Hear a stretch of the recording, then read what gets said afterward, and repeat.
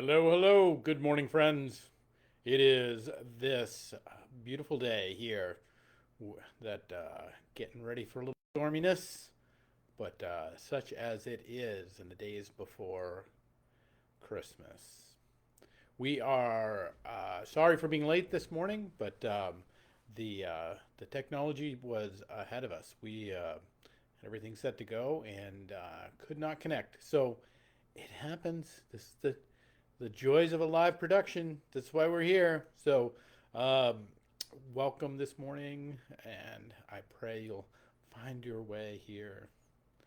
Um, Good morning, everybody. Hey, Karen, glad you made it. Yvette, good to you.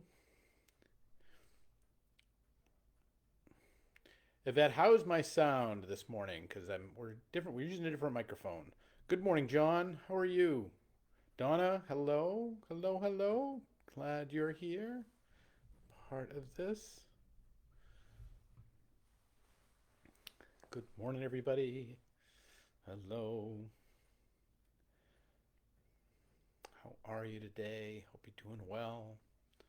You're ready for Christmas. Good morning, good morning.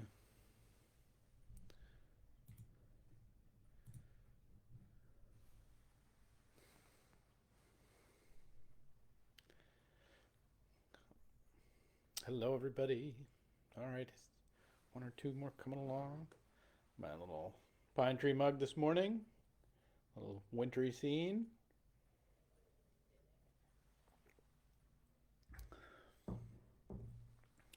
All right, let us get going this morning. It is the 22nd day of December, 3 days from Christmas. The chance that we might gather here at 11:11. And I'm glad you're with us, glad you're a part of this journey. And this is, this will be our last 11:11 now for till Christmas. And next week I'm off, so we will not have an 11:11 next week. So the next time we gather, it will be 2023. Good morning, Linda. That and so, uh, but this is Christmas time, and we don't need to think about all that. That's a whole other big thing. But we're finding ourselves this place that I think is at its greatest point the greatest story ever told. That is what we talk about, and what we'll sometimes call the Gospels. But I think this, and if that's true at all, if it's even just a really good story that's ever been told, what it tells us, I think, is that wedded into our stories is the beauty and the power and the grace of and the holiness of the living of our lives. That our lives are made up of stories. So I want to tell you a Christmas story this morning, and that's because I think it's probably the best thing we can do in these times. So in 1944, there was a guy by the name of Wendell Terry. Wendell Terry was a lieutenant in the army, and he had been taken as a prisoner of war. He was in one of the big POW German POW camps, and they just that morning they had been, as was the way. But even though it was Christmas, they rolled everybody out of the bunks and stood for formation and accountability of all the prisoners that morning, and then sent them back to their bunks. But later in the morning, they were called back out to stand in another formation. Now, this was very rare. This didn't generally happen, and so everybody was wondering what was going to happen as this second formation of the day. And the commandant of the camp stood before them and said, "It is your good fortune that we have been granted Red Cross packages." And a cheer went up from all the men.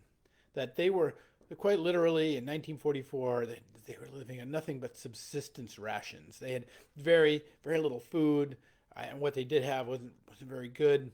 They and to the idea that they would get a Red Cross package was not only was it that it would have probably some food in it and some extra calories, but also that it would be this token and this sign and this symbol that they had not been forgotten. However, the the cheers quickly died down because the commandant says, wait a minute, there are nowhere near enough packages for all of you. In fact, there is only enough packages for two for every barracks. Now, every barracks was up 250 men. And so the men became crushed kind of as a result of this um, and discouraged. But what the commandant decided they would do is that they would have a lottery for them, and that every barracks would put together would have two would be assigned two care packages, and those care packages uh, would be raffled off. And so all the men come and put their names in, and wouldn't you know it, our friend Lieutenant Wendell Terry won Christmas package Red Cross Christmas package number 2. That he could not believe his good fortune. He couldn't believe how how how great it was. And he went up and got his package and went back into the barracks room. The barracks room, which was nearly the same temperature, just a tiny bit warmer than it was outdoors. And that all the men in his squad bay, 24 men in each squad bay, all the men in his kind of looked at him with some jealousy and some envy and also with just some curiosity about what was in it. And Wendell began to wonder. Lieutenant Terry's wondered what is he going to do? Like, there's not enough here. There's just not enough here for everybody. There's not enough here for everything to cover, to make anybody happy. And so he gingerly sets it on his bunk and opens up the Christmas package from the Red Cross, and in it there's some pencils and there's some gloves, but the bulk of it is made up of 3 items. One is there's some unsweetened chocolate in it, which is just Terry sees it, and just the smell of it as he opens the package just is incredible. The way it just, if you've ever been in that place where you're really hungry and just excites your senses. And next to that was a package of dried milk, which was powdered milk, which was just also another incredible luxury that they might. And then next to that were packets of all things, sugar and sweetness. He he didn't. He looked at these and he said he had no idea what to do. He looked at them and he felt like there's just no way I can figure out how to share this or what to do, and there's no way, but yet he was torn by just wanting to mix it all up and drink it down as one of the just delicious hot cocoa, and this moment that it could be. But then he had a moment. Then he had a thought, though. He said, "You know what? Maybe it's something else that could be done." And so he took one of the tins that the can came in, and he cut it open, and he unfolded it, and he made a little tray out of it. That he put it completely flat, and then pinched up the edges so that it became this little tray. And on their tiny coal stove that the barracks was just not even heated is a joke that what it would be. He set that tray and he poured in the powdered water, and he mixed in a little bit of water with the powdered milk and began to stir and warm it up. And on top of that, he poured in some of the sugar and let that continue to warm and to mix into the powdered milk, and he he placed in the little blocks of chocolate, and as he slowly stirred it, and they melted, and the scent came through the entire barracks room, and the men just some turned away because they couldn't even stand to smell the deliciousness that they would not get to sample or not get to be a part of. And as it cooked along, he stirred it slowly, And then he said, I think it's just about ready. And he took it off, and with the chilling temperatures inside, it took not long to cool. And in the midst of what would have been a kind of a delicious hot cocoa or something, instead, Lieutenant Terry made fudge. And he rooted around in the barracks where they had a knife hidden, and he began to cut up tiny little squares, 24 of them actually, 24 tiny little squares of fudge. And as if it were a communion, and he invited his comrades in the bunk room with him, as if it were a communion line, to come and receive a tiny little square of 24 pieces of fudge that Lieutenant Terry cut that day. Some of the men would hold it on their finger because it was really, the block was enough just to be on a fingertip, and some of them would just lick it, and they would savor it for a moment, and then they'd lick it again and they'd savor it. Some men would just throw the whole little cube, no bigger than a cube of sugar.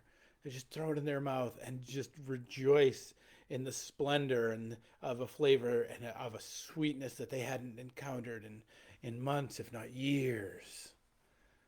And some of them would just simply smell it and hold it and take off little tiny bits of crumble, as fudge inevitably does, and eat away at it, savoring every bit.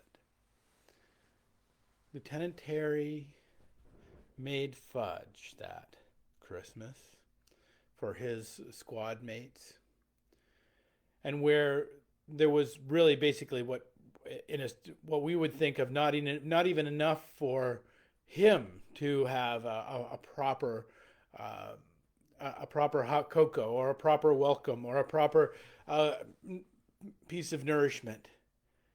He carved up enough so that all his squad mates might have some and be a part of it on that Christmas in 1944.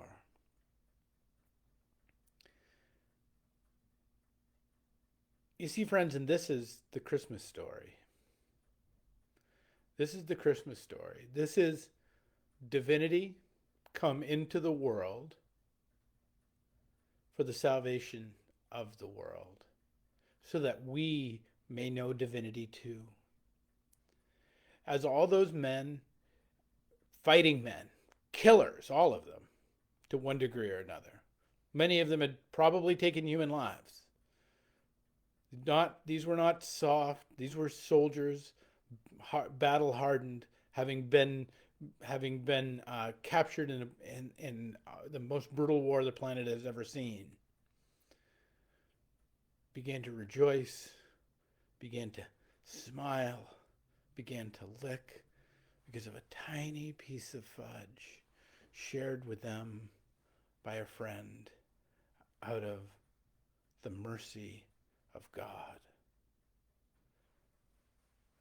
A tiny sweetness in the midst of bleakness and death.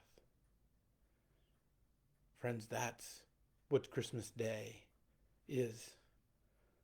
A Christmas Day that was mentioned and noticed by almost no one.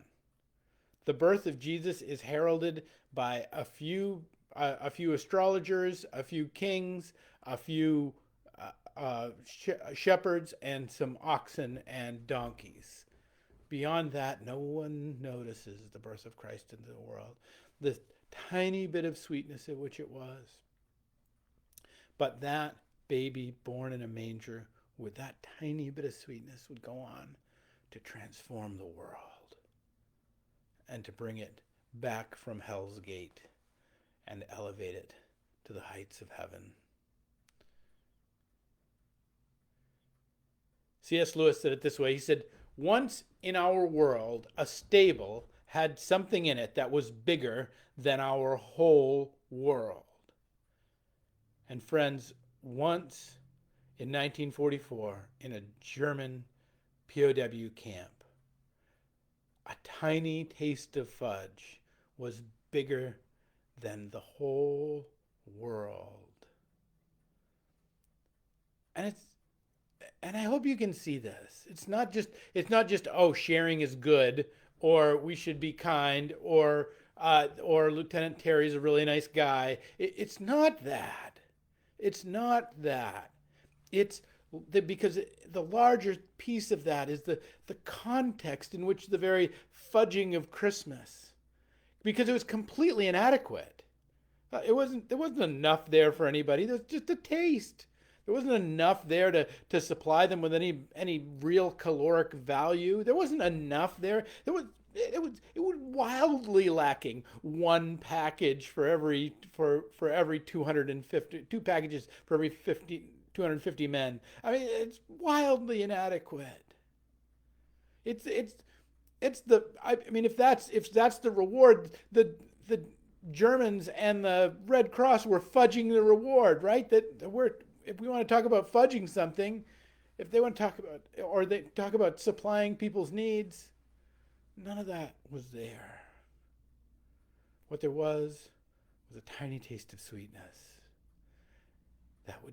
that as a result of its taste began to change the whole tenor of that barracks room, the whole life of those men's time together, the whole sense of hope towards goodness and beauty and truth that existed in the world.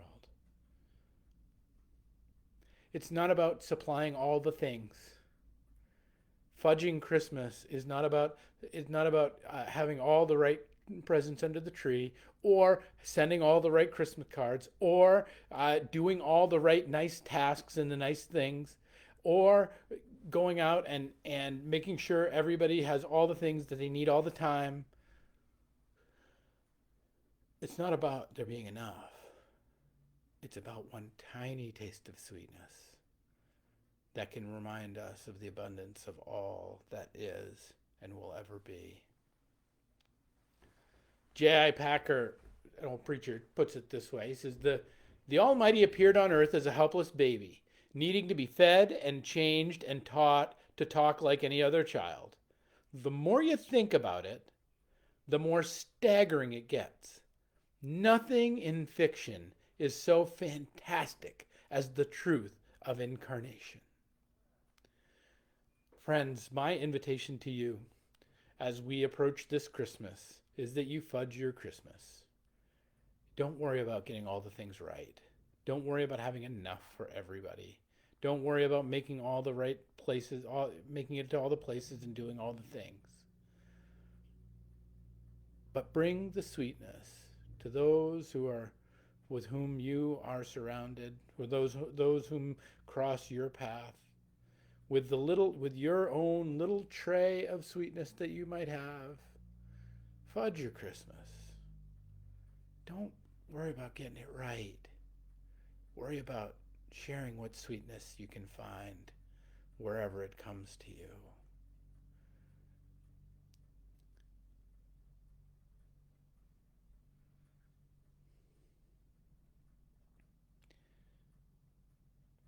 The great Calvin Coolidge, 30th President of the United States, the only congregational president, said this about Christmas. Christmas is not a time nor a season, but a state of mind, to cherish peace and goodwill, to be plenteous in mercy, is to have the real spirit of Christmas. Friends, I hope you will have the real spirit of Christmas. I hope you will fudge your Christmas and not worry about all the needs which are before you, but give out the very tiniest and very best and very closest sweetness that you can find to those who are in your midst.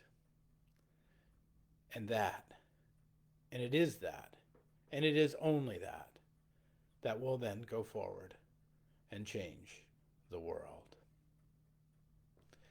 All right, friends, that's my hope for you today.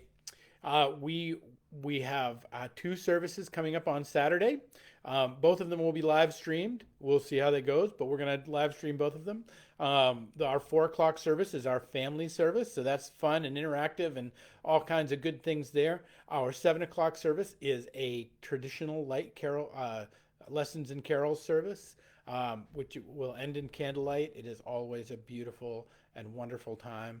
Christmas morning, we will be doing a we will only be live streaming. We will not be on the platform here. And so we're going to do a little Christmas from our house to yours. And so if you want to be a part of this journeying on the way with us, simply be at the Facebook page at 10 a.m. When we'll go live on Facebook and spend a little time with the stories of Christmas. All right, friends, that is my hope for you today, and my journeying with you. We will not be here next week. I'm going to take a knee and recharge a little bit and come back strong at the beginning of the new year.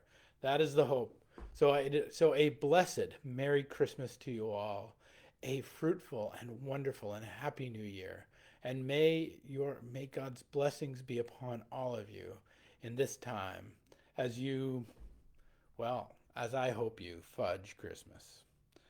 Peace and grace to you all, my friends, and we'll pick it up next year with another 11:11.